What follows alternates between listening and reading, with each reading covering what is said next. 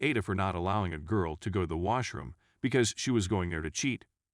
I work as a physics instructor in a coaching facility for athletes, 26 years old. I teach 11th grade students at this school, and I was appointed to be the invigilator for a 3-hour test that took place yesterday. These tests, which are performed once a month, are used to decide which batch of students will be reshuffled into the next. Graduates who do well in these examinations are sent to upper-level batches, where they will get the best instruction and support possible. Scholarships may be awarded to students who get high results on certain tests under specific circumstances. Students will go to any extent to get an unfair advantage on these tests. I know a few of youngsters who are usually cheating since I get to invigilate the room where their roll numbers are kept on a regular basis. They are both ladies, as you would expect.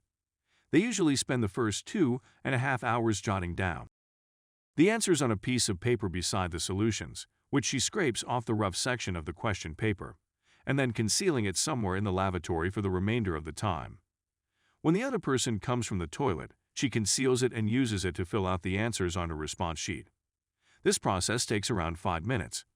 Being a multiple-choice question paper, all students need to do is fill it out by bubbling the answers on an OMR sheet, which should take no more than 15 minutes at the most. After a few of instances, it's become much too obvious, and I'm honestly confused that they continue to pretend I'm not aware of it. Nevertheless, I am unable to go to the ladies' toilet or track down these two individuals while supervising a class of more than 80 students. As a result, I chose not to accept the offer this time. The first female showed up at her normal time slot. Eventually, the other girl asked to go, and I responded that there were only about 25 minutes left and that she could wait if she wanted to. The upshot of a little back and forth about how she needed to go immediately and my rejection culminated in her raising a minor concern about it. Despite this, she refused to leave, and the exam was called off early. As a result of the test, I was called by the head of department, who immediately referred to me as an idiot and told me that I had requested to be fired from my employment. My unprofessional behavior in class had been brought to my attention by the second female. When one of the other instructors found out that I was indifferent with female concerns at her age, he projected that I would get a very bad score on my student feedback review this time around. I notified them that she was planning to cheat, but he said that I should have known better than to let this one pass by unnoticed. The severity of the problem will be determined when I return to work the next day. So how's it going, AITA? Story 2. AITA for canceling my wedding. My fiancé, Jose, M27, and I, F25, have been planning our wedding for the last year and a half. We've been together for 10 years and have been living together for 3. Jose and I both disliked the pomp and bustle of weddings and had hoped for a low-key, low-cost affair. My family, on the other hand, wants something more substantial. My mother has told me how much she is living through me by having this wedding. I've told her several times that social settings make me anxious. She is unconcerned. Last year, Jose and I caved and agreed to marry in a church with the large celebration she desired. Jose made certain that if we went forward with it, my parents would cover both the location and the church charge. They both agreed.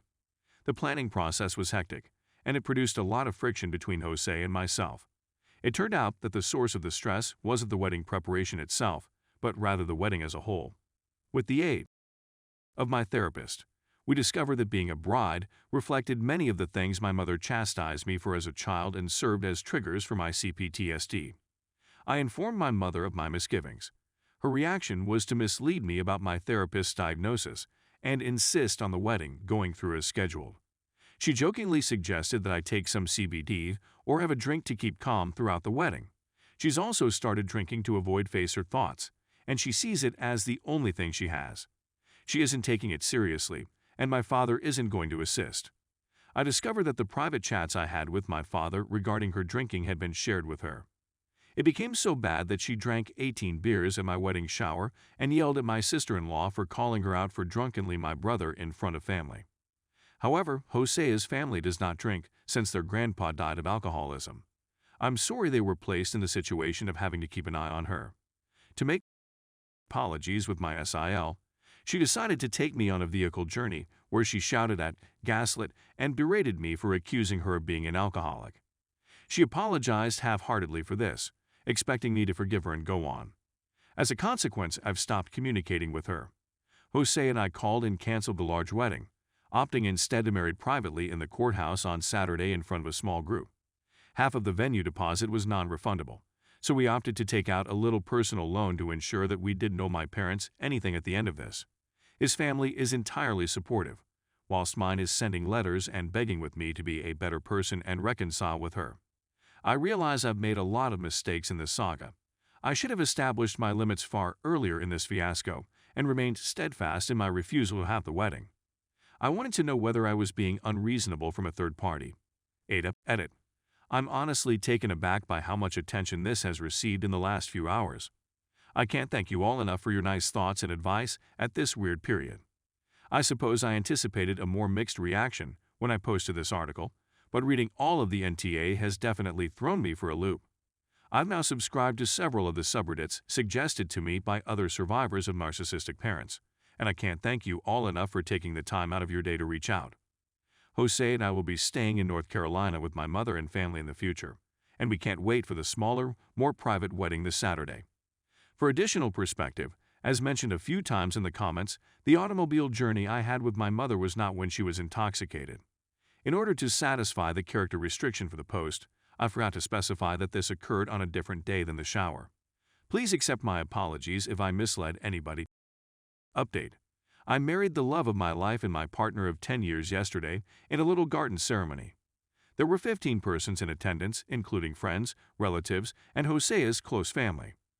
Thanks to our great Joe P., the ceremony only took 15 minutes, and the reception was a delightful, relaxed chat over a simple sandwich lunch.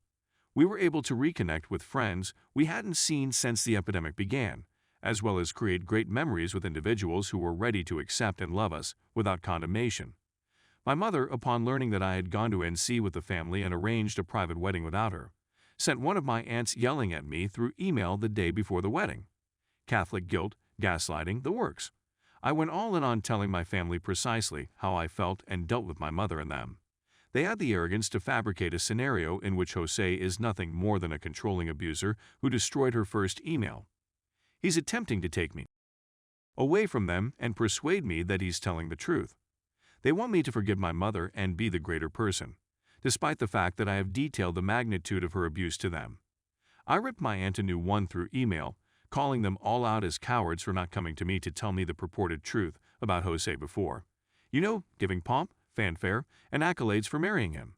It's interesting how fast the narrative changed from, "Oh, think of your poor mother," to "you poor, dumb kid rushing into the arms of an abuser," to "you're a monster canceling our family." My best buddy has been the block button. I've discovered precisely what sort of family I was raised in during the previous 72 hours.